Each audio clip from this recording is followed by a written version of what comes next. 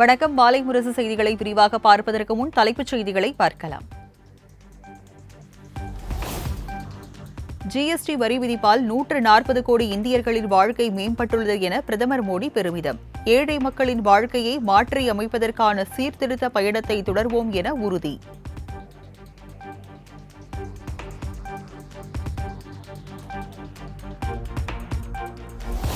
நாடாளுமன்ற கூட்டம் சாதாரண மக்களின் எதிர்பார்ப்புகளை நிறைவு செய்யும். மக்களவைக் கூட்டத்தில் பங்கேற்க வருகை தந்த பிரதமர் மோடி உறுதி.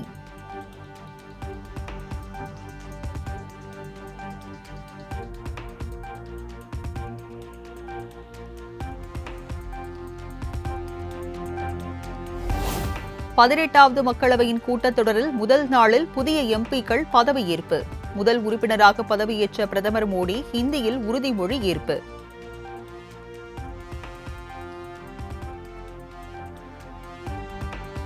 ராஜ்நாத் சிங், அமித்ஷா, நிதின் கட்கரி ஆகியோர் மக்களவை உறுப்பினர்களாக பதவியேற்பு.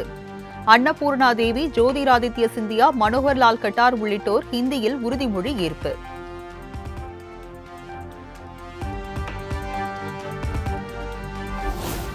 மத்திய கல்வி அமைச்சர் தர்மேந்திர பிரதான் ஒடியா மொழியில் பதவியேற்பு. பிரதான் பதவியேற்கும் போது எதிர்க்கட்சிகள் நீட் என முழக்கம் எழுப்பியதால் பரபரப்பு.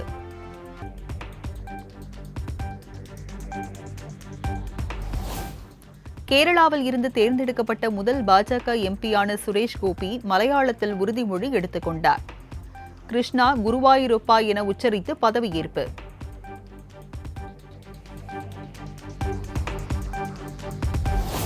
இனி பாஜகவுக்கு எப்போதும் ஆதரவு இல்லை. ஒடிசா முன்னாள் முதலமைச்சர் நவீன் பட்நாயக் அதிரடி அறிவிப்பு.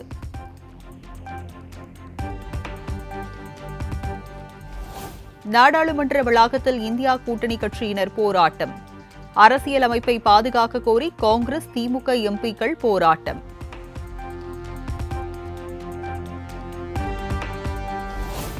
தேசிய ஜனநாயக கூட்டணி ஆட்சி பொறுப்பேற்று 15 நாளில் 10 அசம்பாவிதங்கள். ரயில் விபத்து, தீவிரவாத தாக்குதல், நீட் முறைகேடு, தலைநகரில் தண்ணீர் பிரச்சினை என பட்டியலிட்டு ராகுல் காந்தி விமர்சனம்.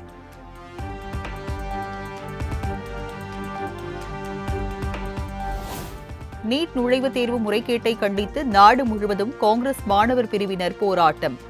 டெல்லியில் நாடாளுமன்றத்தை முற்றுகையிட புறப்பட்டவர்களை போலீசார் தடுத்து நிறுத்தியதால் வாக்குவாதம்.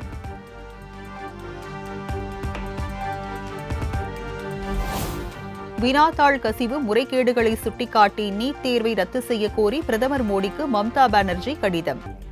தற்போதைய நீட் தேர்வு நடைமுறையே பெரும் ஊழலுக்கு வழிவகுப்பதாக குற்றச்சாட்டு.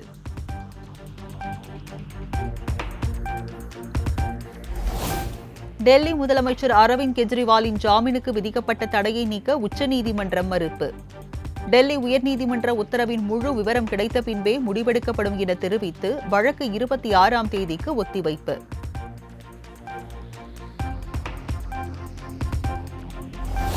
பாலியல் புகாரில் சிக்கிய முன்னாள் பிரதமர் தேவகவுடாவின் பேரன் சூரஜ் ரேவண்ணாவை 8 நாட்கள் காவலில் வைத்து விசாரிக்க அனுமதி. சம்பவம் நடந்ததாக கூறப்படும் இடத்திற்கு அழைத்து சென்று ஆதாரங்களை சேகரிக்க சிஐடி போலீசார் முடிவு.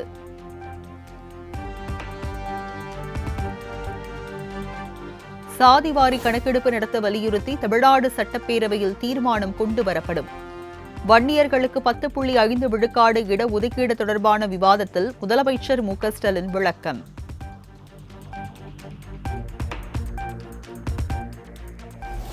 அடுத்த 2 ஆண்டுகளில் 10,000 கிலோமீட்டர் ஊரக சாலைகள் 4,000 கோடி ரூபாய் செலவில் மேம்படுத்தப்படும். சட்டப்பேரவையில் 110 விதியின் கீழ் முதலமைச்சர் மு க ஸ்டாலின் அறிவிப்பு.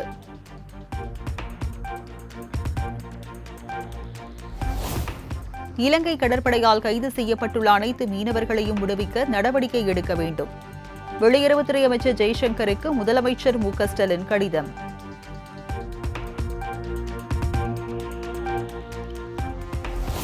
தொழில்நுட்ப வளர்ச்சிக்கேற்ப 6 புதிய பட்டய படிப்புகள் அறிமுகப்படுத்தப்படும்.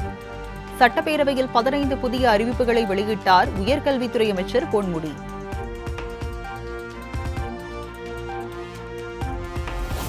குடும்ப வன்முறை சட்டத்தின் கீழ் பெண்கள்தான் புகார் அளிக்கிறார்கள், ஆண்கள் ஒருவர் கூட புகார் அளிக்கவில்லை. ஆண்களுக்கும் பாதுகாப்பு வழங்க வேண்டும் என்ற பொன்னேரி எம்எல்ஏ துரை சந்திரசேகர் கோரிக்கைக்கு சட்டத்துறை அமைச்சர் ரகுபதி பதில்.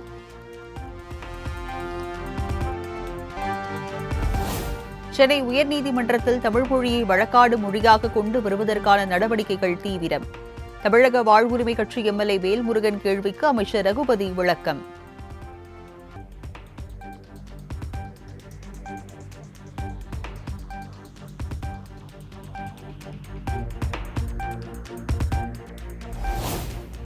தமிழ்நாடு அரசு சட்டக் கல்லூரிகளில் சட்ட தமிழன் என்ற பாடம் அறிமுகப்படுத்தப்படும் என சட்டத்துறை அமைச்சர் ரகுபதி அறிவிப்பு.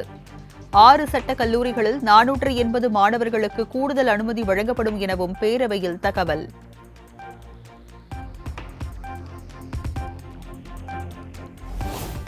வெப்ப அலை இனி மாநில பேரிடராக அறிவிக்கப்படும் என அமைச்சர் KKSSR ராமச்சந்திரன் அறிவிப்பு. பேரிடரை அறிவிக்க 13,25,00,000 மதிப்பீட்டில் அபாய எச்சரிக்கை அமைப்புகள் நிறுவப்படும் எனவும் தகவல்.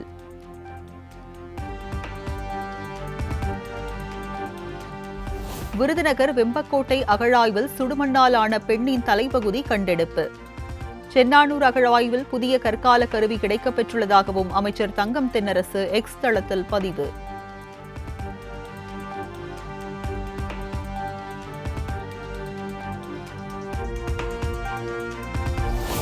கள்ளக்குறிச்சி விஷச்சாராய விவகாரம் தொடர்பாக தமிழ்நாடு முழுவதும் அதிமுகவினர் போராட்டம். கருப்பு சட்டை அணிந்து தமிழக அரசுக்கு எதிராக கோஷம்.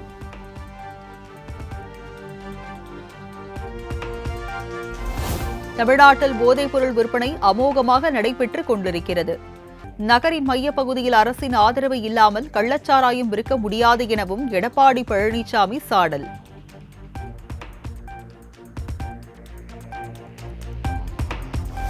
கள்ளக்குறிச்சி விஷச்சாராயம் குடித்த 58 பேர் உயிரிழந்த விவகாரம். எடப்பாடி பழனிசாமி தலைமையில் அதிமுக எம்எல்ஏக்கள் மற்றும் எம்பிக்கள் நாளை ஆளுநரை சந்திக்க திட்டம்.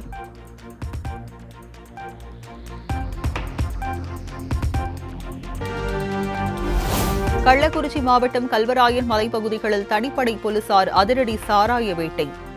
வனப்பகுதியில் பதுக்கி வைக்கப்பட்ட 1000 லிட்டர் கள்ளச்சாராய ஊழல் கண்டுபிடிக்கப்பட்டு அழிப்பு.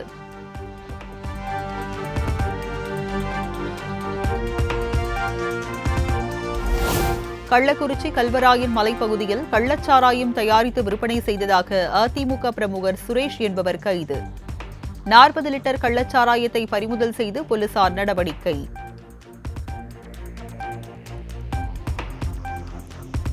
கள்ளச்சாராய மரணங்களுக்கு காரணமான முக்கிய குற்றவாளிகளை கண்டறிந்து கைது செய்ய வேண்டும்.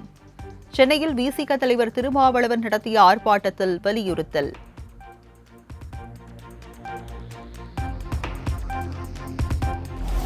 விஷச்சாராய உயிரிழப்புகள் தொடர்பாக ஆளுநர் RN ரவியுடன் பாஜக மாநில தலைவர் அண்ணாமலை, தமிழிசை சவுந்தரராஜன் சந்திப்பு. விஷச்சாராய மரணம் தொடர்பாக CBI விசாரணைக்கு பரிந்துரைக்க ஆளுநரிடம் பாஜக சார்பில் புகார் மனு.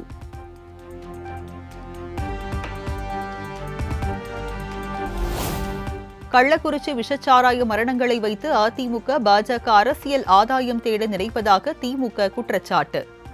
விஷச்சாராய விற்பனையில் அதிமுக பாஜகவுக்கு தொடர்பு இருப்பதாக RS பாரதி புகார்.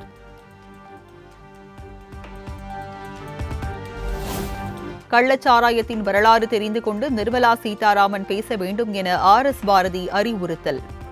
பொறுப்பற்ற முறையில் பேசுவதாகவும் விமர்சனம்.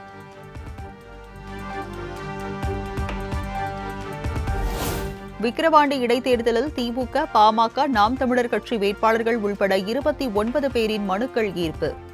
35 சுயேட்சை வேட்பாளர்களின் மனுக்கள் தள்ளுபடி.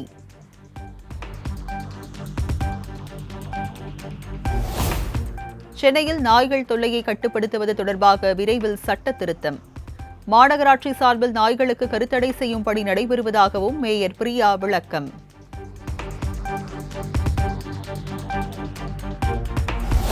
சென்னை மாநகராட்சியில் செயல்படும் அம்மா உணவக ஊழியர்களுக்கான ஊதியம் உயர்வு. தினக்கூலியை 300 ரூபாயிலிருந்து 325 ரூபாயாக உயர்த்தி மாநகராட்சி கூட்டத்தில் தீர்மானம்.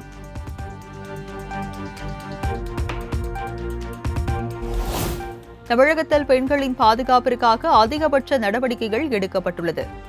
சென்னை உயர்நீதிமன்றத்தில் தமிழக அரசு அறிக்கை தாக்கல்.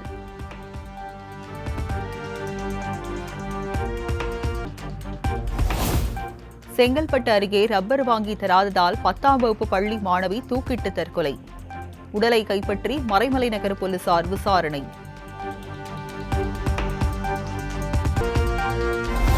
பிறந்த நாளில் வாழ்த்திய அனைவருக்கும் நடிகரும் தமிழக வெற்றிக் கழக தலைவருமான விஜய் நன்றி. இபிஎஸ், அண்ணாமலை, செல்வ பெருந்தகை, சீமான் உள்ளிட்டோரின் பெயர்களை குறிப்பிட்டு அறிக்கை வெளியீடு.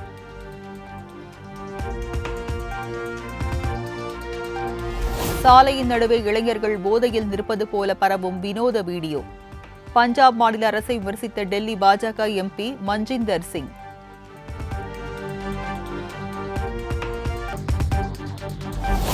சீன அதிபர் ஜி ஜின்பிங்குடன் போலாந்து அதிபர் ஆண்ட்ரேஜ் டுடோ சந்திப்பு. இரு நாடுகளுக்கிடையே 75 ஆண்டுகள் நிலவும் உறவை வலுப்படுத்தும் நோக்கில் ஆலோசனை.